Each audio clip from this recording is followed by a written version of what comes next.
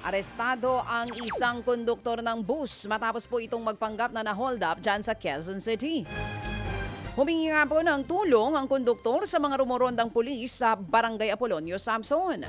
Ang kwento po ng konduktor, ninakaw daw ang 17,000 pisong kita nila mula sa pamamasada ng bus ng araw na iyon. Pero nang i-review ang mga CCTV, walang nakitang pang-hold up sa mga lugar na binabanggit po ng konduktor. Dito na po tinawagan ng mga pulis ang bus company ng konduktor. Nang magkaharap ang kinatawan po ng bus company at driver, umamin ang konduktor na nagastos po ang pera. Alam niyo kung saan? Sa online sugal. Naharap po ang suspect na konduktor sa kasong qualified theft maging unjust vexation. Sana yung mga tumatanggap ng mga influencers dyan. Ito po epekto nun. Ayan, ito na po yun. Sa iba pang balita, nasabat po ang higit 23 million pesos na halaga po ng misdeclare down na produkto sa Port of Manila.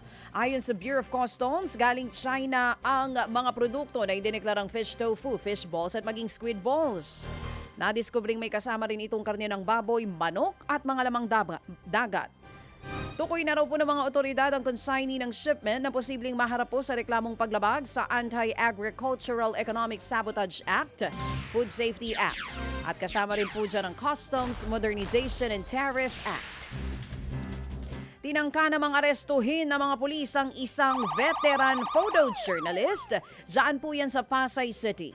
Sa inisyal pong impormasyon, nangyari po yan habang kinukunan ng photojournalist ang girian sa pagitan nga ng mga otoridad at maging rallyista.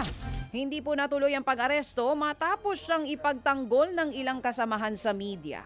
Iniimbestigahan na raw ng National Police Commission o NPC o NAPOLCOM ang insidente. Ayon nga po sa NAPOLCOM, may mga alituntunin ng mga pulis para matiyak ang kaligtasan ng mga miyembro ng mga mamamahayag. Gayunpaman, kumakala pa raw ng impormasyon ng ahensya sa magkabilang panig para po sa patas na investigasyon. Mga kapatid, patuloy po kayong tumutok sa 105.9 True FM para sa totoong balita, impormasyon, music and entertainment. Mag-subscribe sa aming YouTube channel at podcast at sundan nyo kami sa Facebook, Instagram, X at TikTok sa True Network PH. Bisitahin din po ang aming official website, truefm.ph. At panoorin din kami sa True TV Signal, Channel 19. Kami po ang 105.9 True FM. Laging true sa'yo, kapatid.